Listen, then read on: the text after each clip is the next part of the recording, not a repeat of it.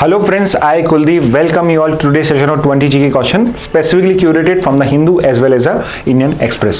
तो स्टूडेंट्स आज के 20 GK क्वेश्चन देख लेते हैं। पहला है when was the Nipah virus first identified. तो इंडिया का नहीं पूछा है, पहली बार नीफा वायरस कब और कहाँ मिला था, कहाँ तो नहीं पूछा है, कब मिला था ये पूछा गया है। तो 1998-99 वाज द ईयर जब पहली बार नीफा वायरस हमने आइडेंटिफाई करा था। नेचुरल रिजर्वॉयर कौन सा है आपके नीफा वायरस का, सिंपल सा क्वेश्चन है। तो ये भी हमने पढ़ा है, फ्रूट बैट जिनको हम फ्लाइंग फॉक्सेस भी कहते हैं, those are the natural reservoir. तो सेकंड का करेक्ट आंसर सी हो जाएगा। थर्ड देखते हैं, पहली इंडियन स्टेट जिसने फर्स्ट नीफा आउटब्रेक को यहां पे रिपोर्ट करा था इन 2001, सो वो हो जाएगी आपकी West Bengal, the district was Siliguri. Okay, third का correct answer D. Fourth, which amendment added the word secular to the preamble of Indian constitution. तो कौन सा वो कॉन्स्टिट्यूशन अमेंडमेंट है जिसने सेक्युलर वर्ड को ऐड करा है प्रियम्बल में, तो वो है इंडिया का 42nd कॉन्स्टिट्यूशनल अमेंडमेंट एक्ट। तो फोर्थ का करेक्ट आंसर बी हो जाएगा। फिफ्थ है, कौन सा सुप्रीम कोर्ट का केस है जिसमें सेक्युलरिज्म को बेसिक फीचर का पार्ट बताया गया था। तो ये वही केस है जिसमें बेसिक फीचर की डॉक्ट्रिन लेट डाउन करी थी। बेसिक फीचर डॉक्ट्रिन क्या होती है, तो आज का न्यूज ऐसे देखिए उसमें हमने डिस्कस करा है। फिफ्थ का करेक्ट आंसर है लेकिन A, Keshav Bharati versus state of Kerala, जो सबसे इंपॉर्टेंट कॉन्स्टिट्यूशनल हिस्ट्री का जजमेंट है आपका, और फिफ्थ का करेक्ट आंसर ए हो जाएगा। नेक्स्ट पे आते हैं, which global agreement binds India to conserve its biodiversity including open ecosystem. तो इंडिया के अंदर में एक रॉन्ग प्रैक्टिस कह सकते हैं हम, विच इज बेसिकली कि हम ओपन जो इकोसिस्टम होते हैं, जैसे आपके ग्रासलैंड्स हो गए, सवाना हो गए, डेजर्ट हो गए, उनको हम वेस्टलैंड कैटेगराइज करते हैं, और ये कहीं ना कहीं वायलेशन हो जाता है हमारी इंटरनेशनल कमिटमेंट का, जो कि है under convention on biological diversity. तो सिक्स्थ का करेक्ट आंसर हो जाएगा सी।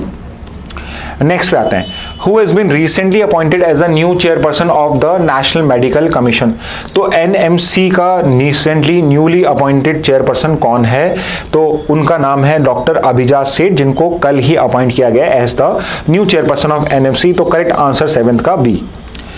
8 पे आते हैं, who was the Talisman Sabre military exercise.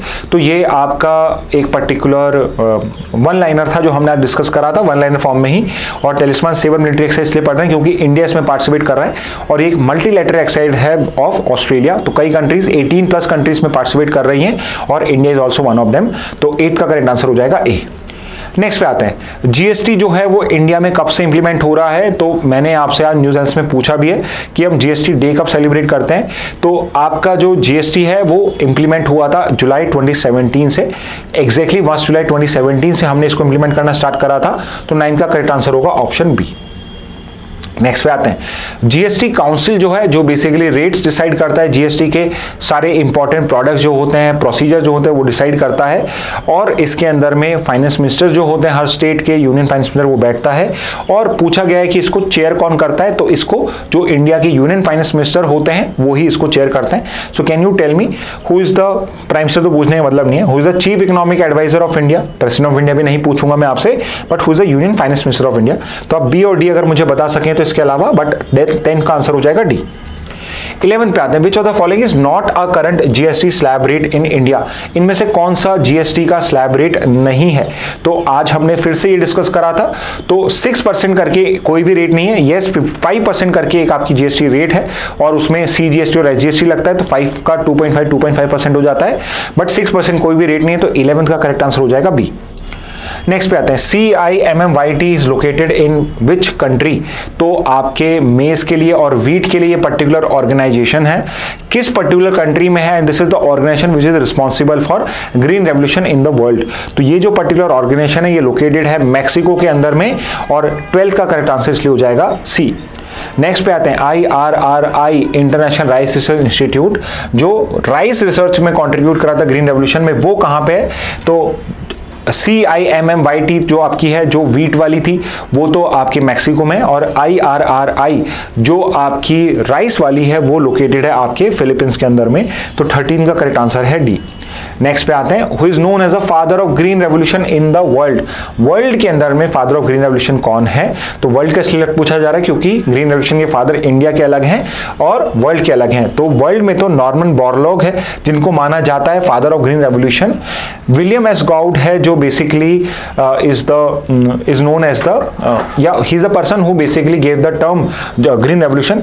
Indira Gandhi जो है he was the prime minister जब ग्रीन रेवोल्यूशन को इंडिया में इनिशिएट किया गया था। और एम एस स्वामीनाथन हम यहां डिस्कस करेंगे because he is the father of India's green revolution, M S Swaminathan.